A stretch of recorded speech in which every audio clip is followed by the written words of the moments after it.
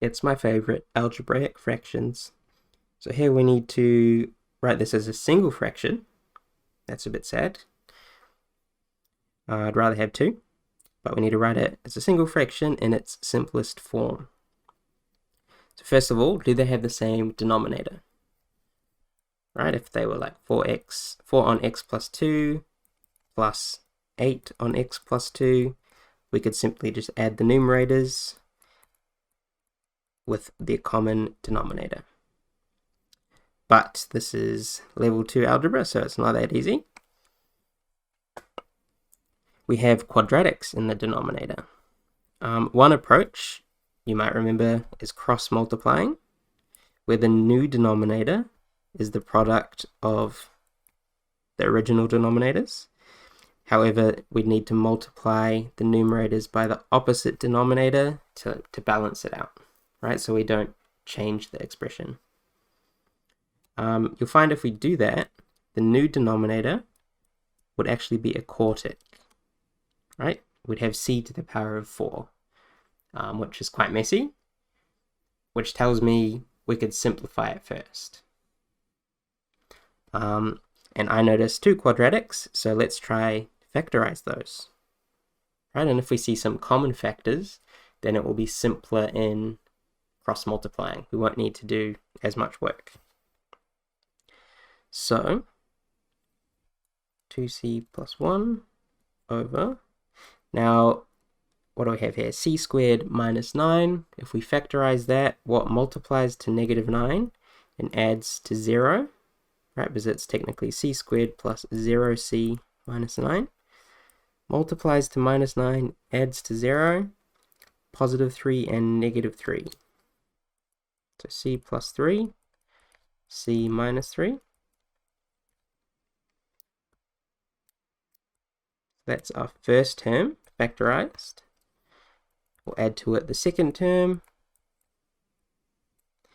So what multiplies to positive 3 and adds to negative 4? I can think negative 3 and negative 3 and negative 1. Yeah.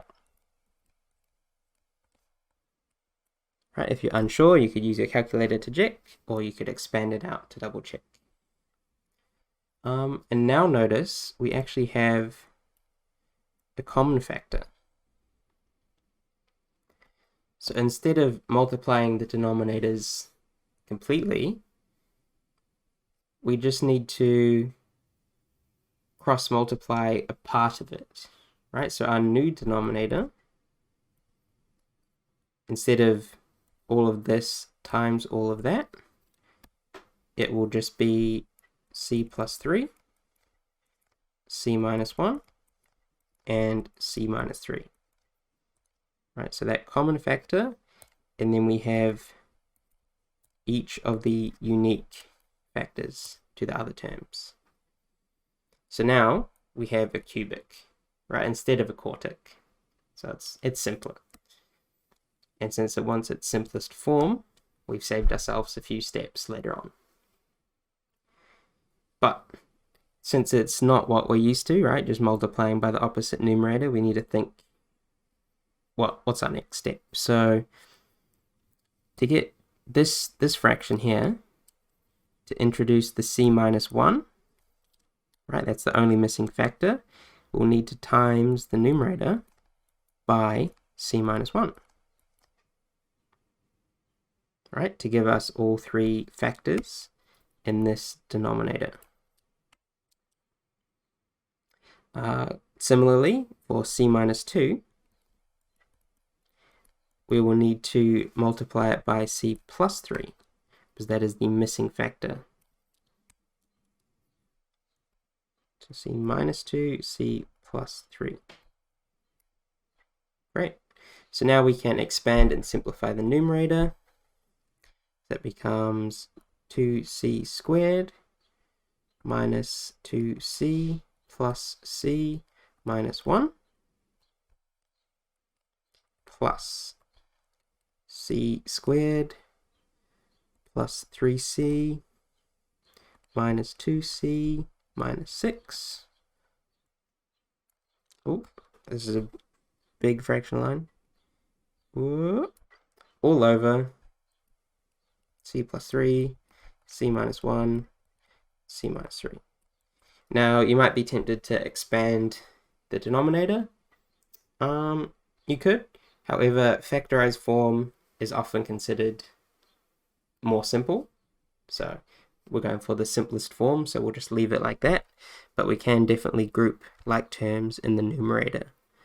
So that'll be 3c squared minus 2c plus c is minus c, plus 3c is plus 2c, minus 2c is 0c, so they all cancel. Minus 1 plus negative 6 is negative 7, and then all over c plus 3, c minus 1, c minus 3. So we've expressed the sum of these fractions as a single fraction, and it's in its simplest form. So again, if you did do the standard cross multiply, you'd get a bit stuck when you get to the quartic and need to then pull out a factor to cancel with the numerator.